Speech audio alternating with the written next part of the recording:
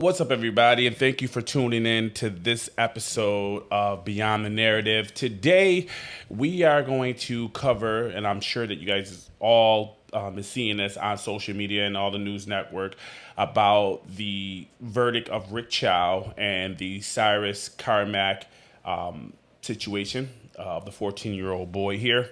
And if you haven't heard, I'm going to give you guys a rundown on what happened, what was seen on the video, the surveillance tape, and my viewpoints on the whole situation.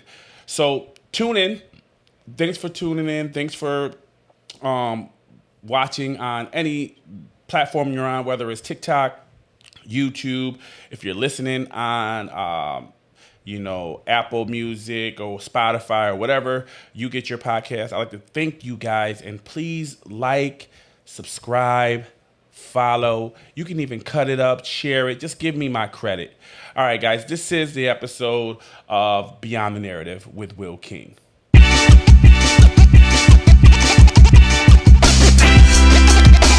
are now tuned in to Beyond the Narrative with Will King.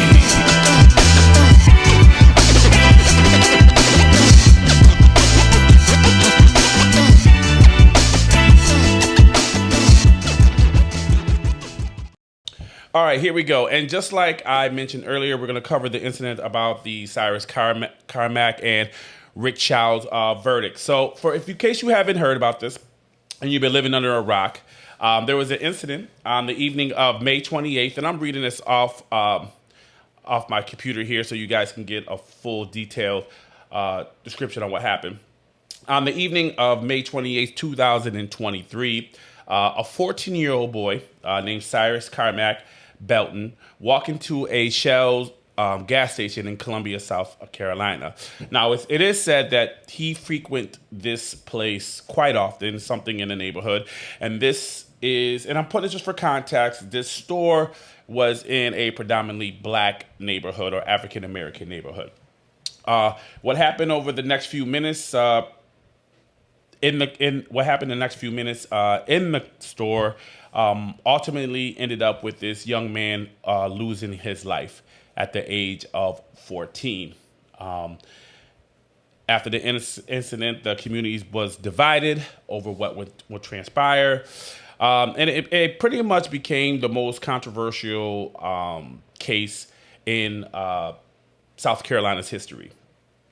Now, according to investigators, the accusation was made that Cyrus had stolen 4 bottles of water. Now, mind you, 4 bottles of water, okay? So what is that, $1 something per bottle? 4 bottles of water, okay? And the accusation would become to be a central part of the story, because the authorities later would find out that this young man did not have the 4 bottles of water, which said that he didn't steal nothing. And if you also watch the video or the surveillance of what happened, you can see when he walks into the store. The young man walks into the store, and upon the request of the store owner, he had to leave his book bag up in the front of the store. You can see him walking to the cooler with his hoodie on, and while he's at the cooler, no less than 5 seconds, a female, which I'm thinking it was the wife of Mr. Chow, was right behind this young man. Full gaze can see what he's doing, and we seen on the surveillance the young boy took the bottles of water, he put it in his hoodie, right, because he couldn't carry the 4 bottles of water, so he put 2 here. He was going to carry the 2 in his hand. Then he realized, probably because the price was too high, or whatever the case may be, he puts the water bottle back. I seen it on surveillance.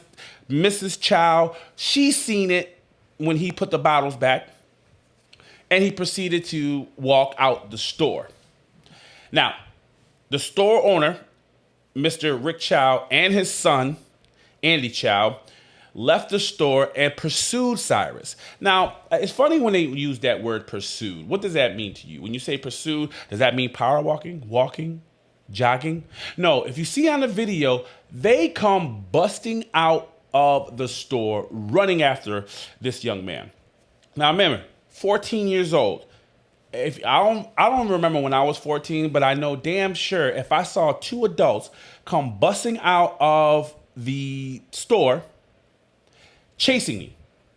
And let me give you a little back context. This is not the first time Mr. Chow has been in an incident where he hurt somebody. So, needless to say, I'm sure that Cyrus, his parents, and everybody else in that community know about his reputation.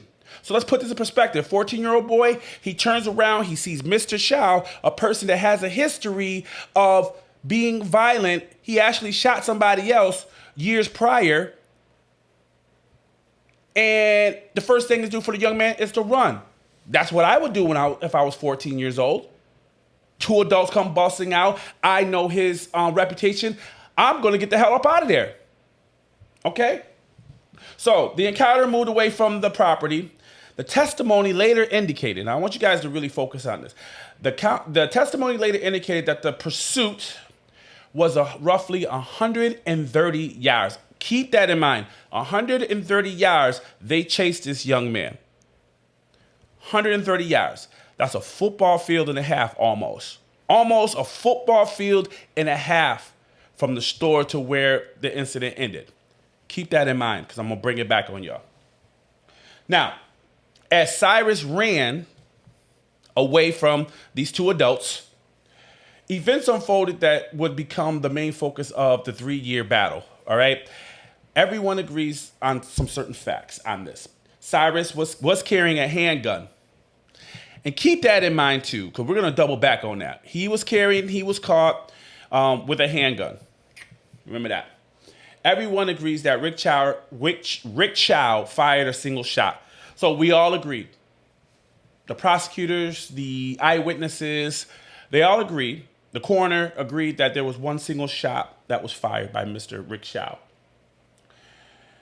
Everybody agrees that it struck the young man, Cyrus, in the back. Keep that in mind, too. Ultimately, that wound killed that young man. Now, prosecutors argued that Cyrus was running away and posed no immediate threat. Now I want you to double back. Remember when I told you that he went in the store and the first thing they did was him putting his bag in the front? Okay. When they put out pursuit after this young man, they had no clue where this handgun was. Because the handgun wasn't on his person. The handgun was in the book bag. So you telling me that he put the book bag in front, had the handgun inside of the book bag, went into the store, shopped, didn't see what he wanted, grabbed the book bag and walked out. If you knew that this kid had a gun, would you have chased him? No. Okay, I wouldn't have chased him. I would have called the police. Because if you look on Mr. Chow's record, he's called the police hundreds of times before. So why this particular time did he feel like he needed to be Batman? Like he needed to be a vigilante with his son acting like Robin?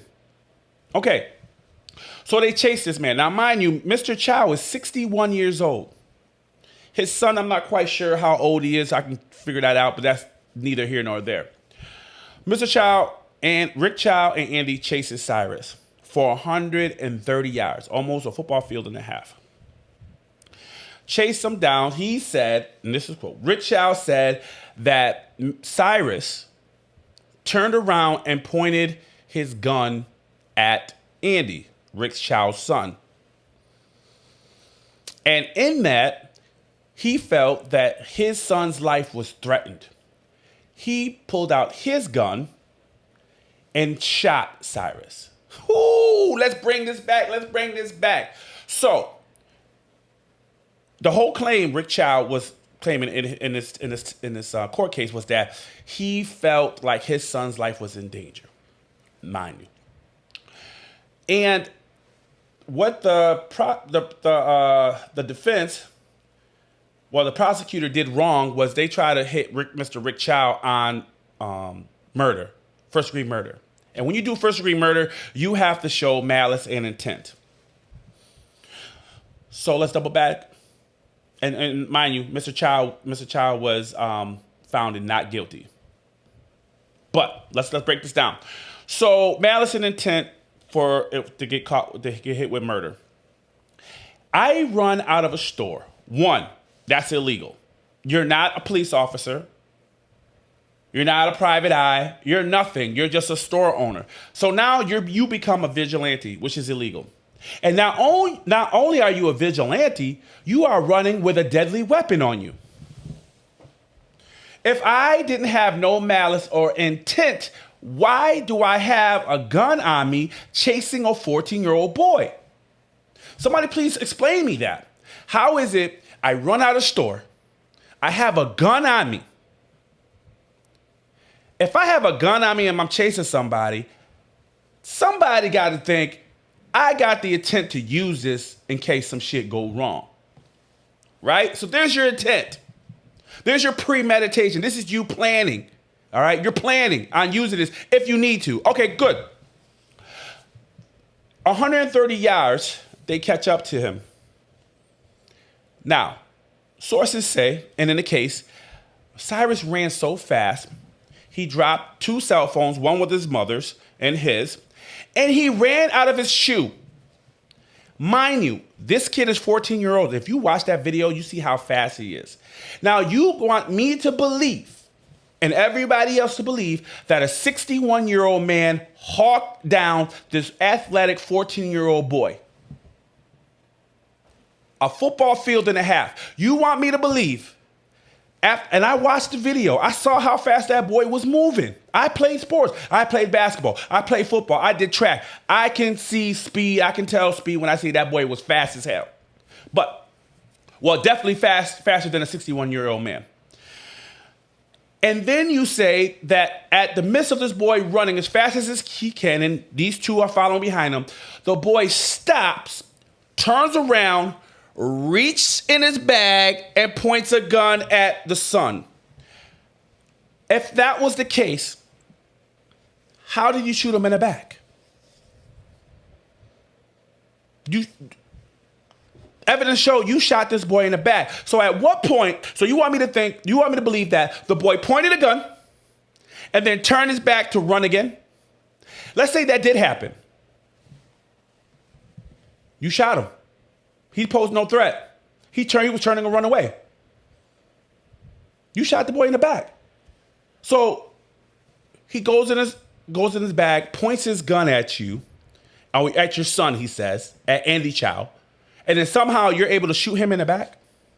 Let's rewind that and let's be realistic, okay, for a little bit. Here's what I think, and this is what everybody should be coming after. I think that Andy, the one who had the gun, Andy was the one who shot him, and Mr. Chow is covering for his son. That's it. That's what I believe. Andy, the son, was the one who shot. And if you watch that punk on the stand and how he was answering that question, he was guilty as hell. You can tell that he was holding back something. He was screaming every word he said because he don't want to give anybody a clue that he was the one that actually shot that young boy. Because ain't no way a 61-year-old man gonna hawk down this boy. And not to mention, trying to make us believe that he had time to turn around, pull out a gun, and somehow you had a magical bullet that shot him in the back. If you shot him in the back, that tells us that he was no longer a threat. He's trying to get away from you. His back was turned to you, unless you got a magic bullet that when you shot it, it went around him, some trees, through the meadows, and hit him in the back. No, you didn't. And you're insulting my intelligence, and you're insulting everybody else who has common sense intelligence. And this really frustrates the shit out of me.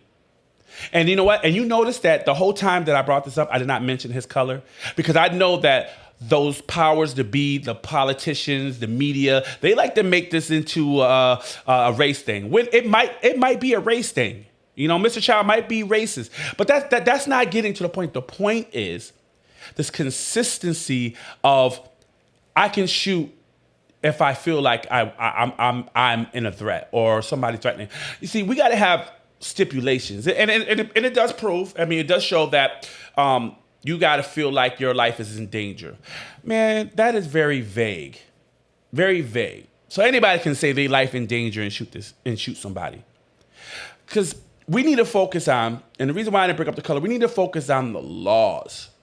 Change the laws. I don't care if the kid was black, white, Puerto Rican, Asian, purple. I don't give a goddamn. The problem is the laws that we allow and create. This is too vague. It's subjective, and oftentimes, yes, the people who ends up being a victim of this is young black boys. I don't like bringing up race because I hate the shit. Because people like to use that for an excuse to not deal with the actual problem. And most of the problems here is the institutions and the damn laws that's very vague, and people have a way to find loopholes. And if you got enough money, you can use those loopholes. You can pay for the lawyers. And not to mention, since we talk about that, Mr. Chow had 3, not 1, not 2. He had 3 top tier expensive lawyers. Where you get that money from? Where you get that money from? 3 top 10 expensive fucking lawyers. You know where he got that money from? The damn black community. I hold the lawmakers at fault here. But you know who I hold really at fault? The black community. You need to take ownership and responsibility on why this man got off free. Why, Will? Why do you blame the black community? Because, God damn it, we had more than one incident with this man in that neighborhood, and you guys, rather than coming together and saying, yo, if you don't stop the shit, we not coming in, you should have boycotted way before this. When you first got the first incident where a young man got assaulted, pushed and kicked in that store. There's several cases. Several incidents that happened prior to this boy. And you know what? It's a consistent thing from the black community where we claim victimship all the goddamn time, but we don't do nothing. So with the black money that he took, that he made off of you dumb, ignorant people who don't have the balls, don't have the principles, the stature to stand up, get together and say, no more. He used your black dollars to pay for those expensive lawyers and got off scot-free. Got off scot-free. So yes, the black community owns this one here. Like several other things, but it's you guys. And now I'm hearing things like, let's boycott. We should have boycotted a long time ago. We should have boycotted a long time ago. But the unfortunate situation is we don't have no leadership, and we're too separate, we're too divided to even do what we can do together and change laws. See, and it really pisses me off because, you know, the powers that be know this. They took away leaders that would be pivotal in a situation like this. There's a reason why our leaders were assassinated. Those who push against the system and be willing to die for it. See, that's the difference between you so-called social media leaders. You talk a good game, but it's all for click and like, and you only show up when the lights are bright. The leaders that came before us, like Malcolm X, Martin Luther King, those people, they were willing to die for it. That's what made them dangerous. Where that they have principles and standards and they want the betterment, not just for black people, but for all men, all women, children, everybody in this country. They were willing to die, but you guys are scared. You're just showmanship. All you guys just want likes. You want to get enough likes and attention and go viral so you can get paid.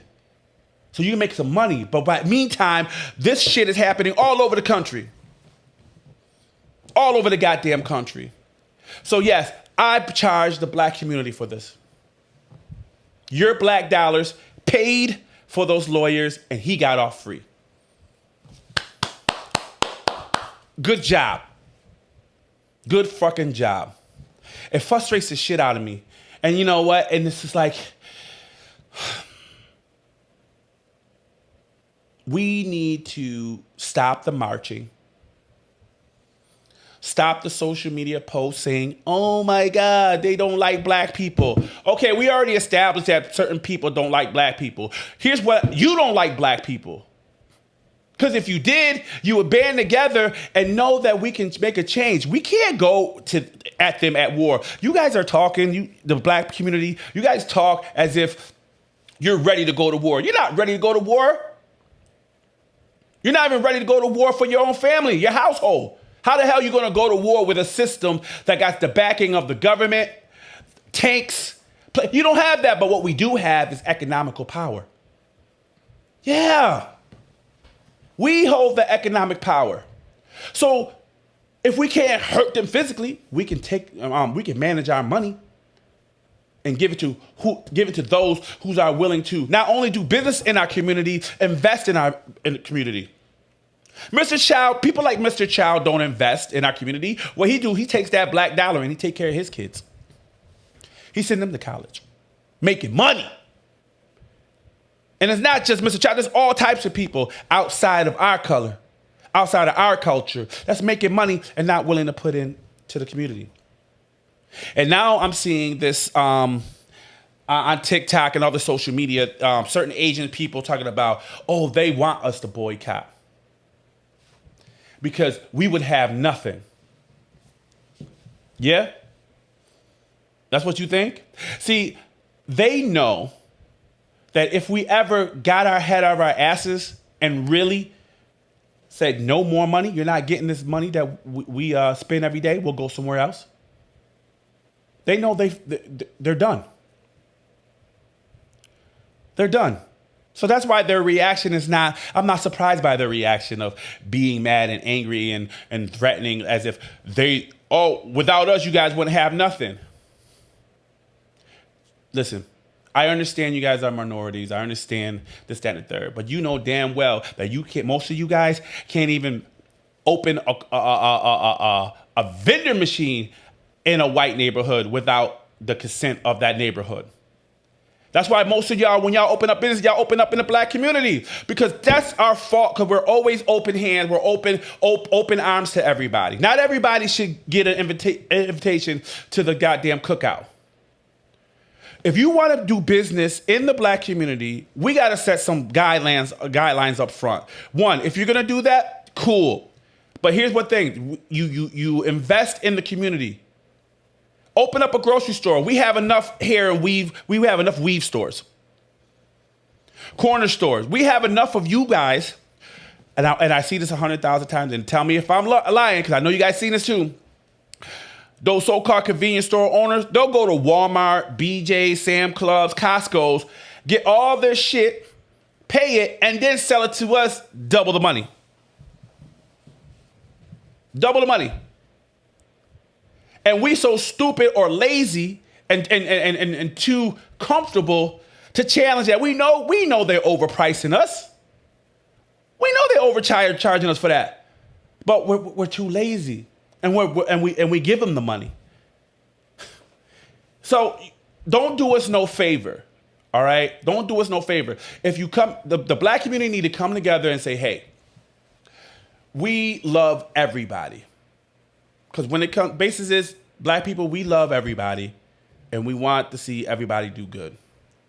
But if you come in our neighborhood, just know this.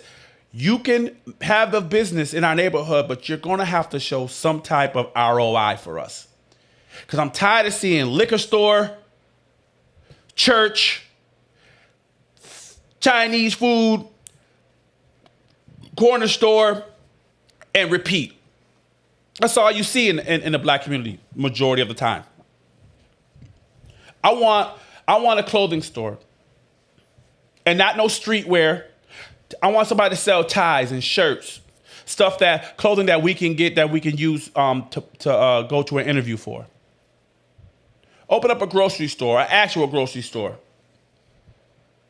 You know what I mean? And at some point, you guys, and when I say you guys, I'm talking to my people, we need to start opening up these things ourselves. We got the money. We just don't know how to manage the money. A lot of y'all will put some money together to go on a trip, get a B&B, head over to Dominican Republic or whatever the hell, over whatever vacation, and spend all that money there, take pictures, put it on social media just to convince you guys are doing it big. You're not doing it big. You looking stupid. That's not, you're not flexing, you're broke. What we need to get together and say, let's open up a store, a grocery store, art. Let's open up a tutoring center. Like all these things there that can help our own community. I'm so sick of it, you guys. Have you ever felt like your body was trying to tell you something, but you just weren't sure how to listen? Here at Blue Moon Whispers, we believe nature has always had the answers. We're an herbal wellness company rooted in the wisdom of plants, crafting products to help you reconnect with your body, your balance, and your well-being. And our number one product is Heal Your Salve. Infused with comfrey root and yarrow, this nutrient-rich salve is truly for everyone and everybody. Dry skin? It's got you. Aches and pains? Abso-freaking-lutely. Muscle soreness, inflammation, skin irritation? Yes, yes, and yes. The Heal Your Salve eases inflammation, reduces pain, and delivers powerful healing nutrients straight to where your body needs it the most. Blue Moon Whispers, because your body deserves to heal the way nature intended. Visit us today. Your healing journey starts now. BlueMoonWhispers.com. Let me take the time to apologize. Apologize for my reaction.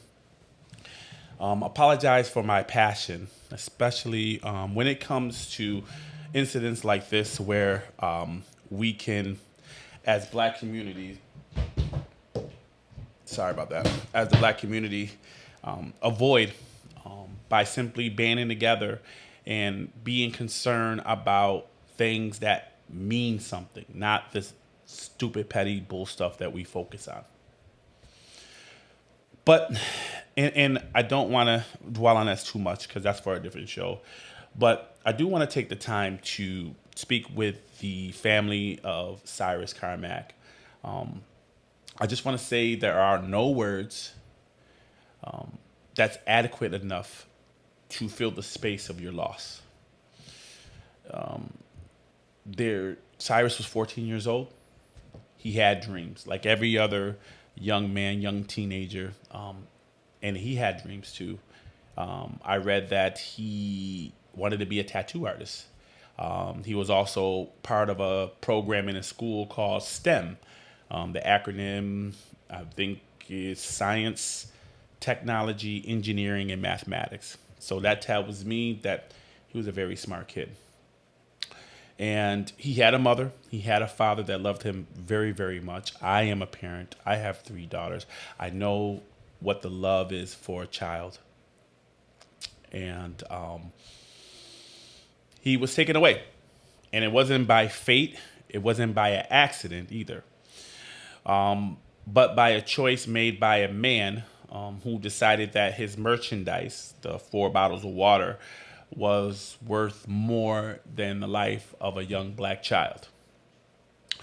I just want to say I agree with you. My audience agree with you. And we are angry at the same time with you. And I refuse to move on.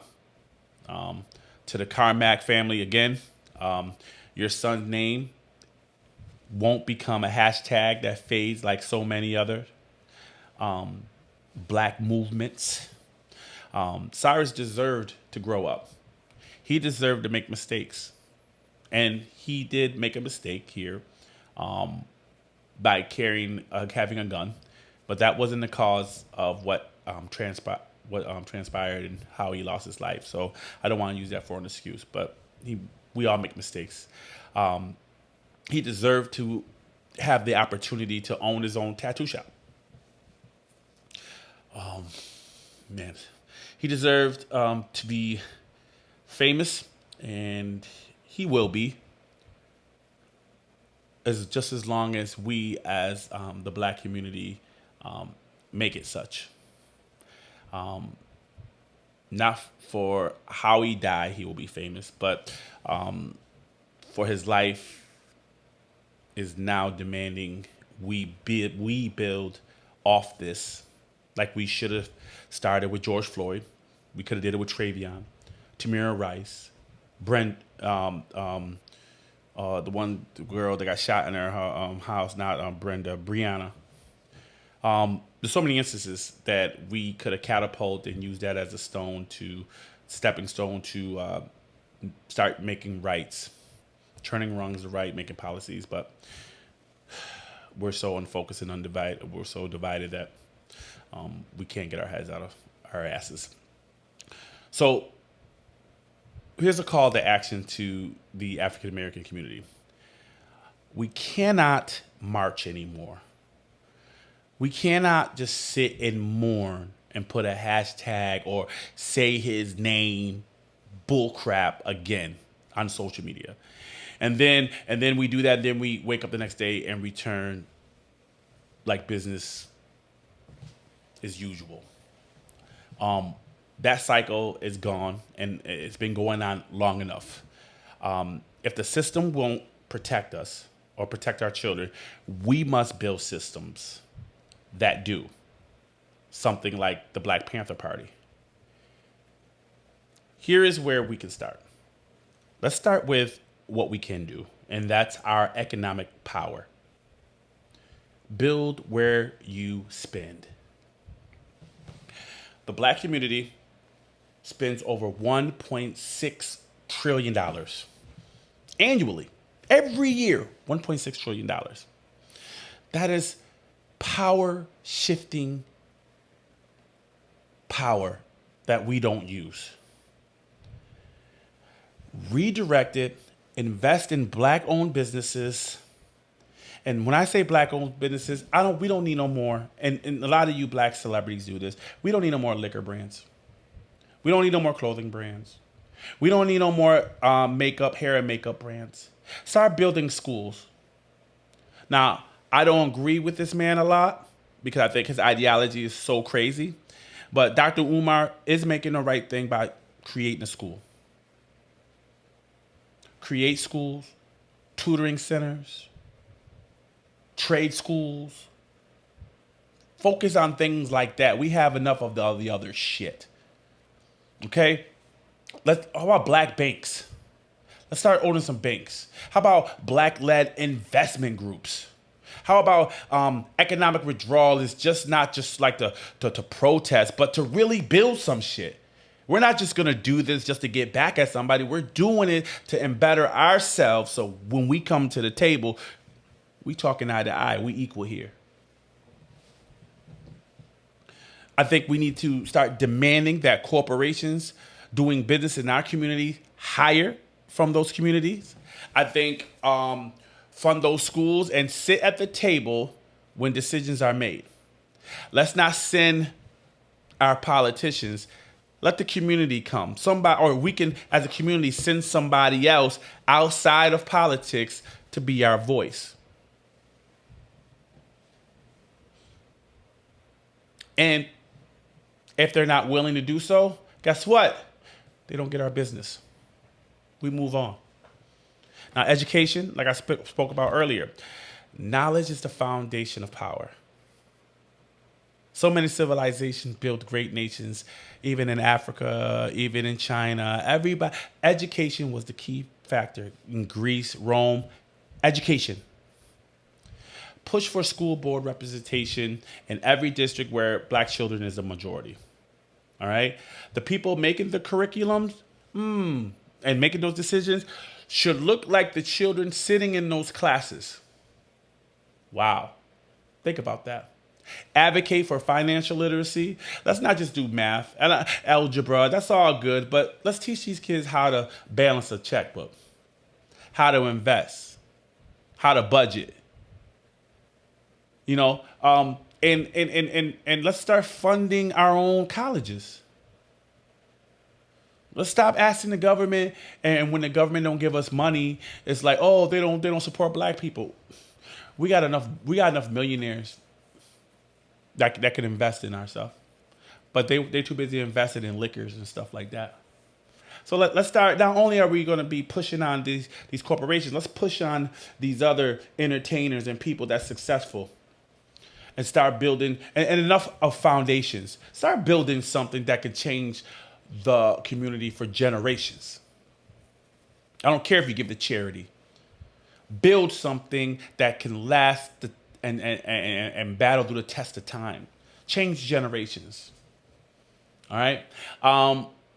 And let's hold our local politicians accountable for education and who they're funding and how they're funding. A school in a black neighborhood should not receive less per pupil than a school across town. Political accountability. Let's vote with a purpose. Let's not vote with our emotions. Let's not vote because a person is a minority. Kamala Harris, claiming to be black, but you're not really black. Let's just keep that real. But you try to use it though. You try to use it, and we were dumb enough to say, "Yeah, she black." No, she not. No, she not. She may dip her toes in the culture a little bit, but she's not fully immersed in it. She not. Let's stop giving unconditional political support to the Democrats or the Republicans. Let's make our own party. Let's just go independent.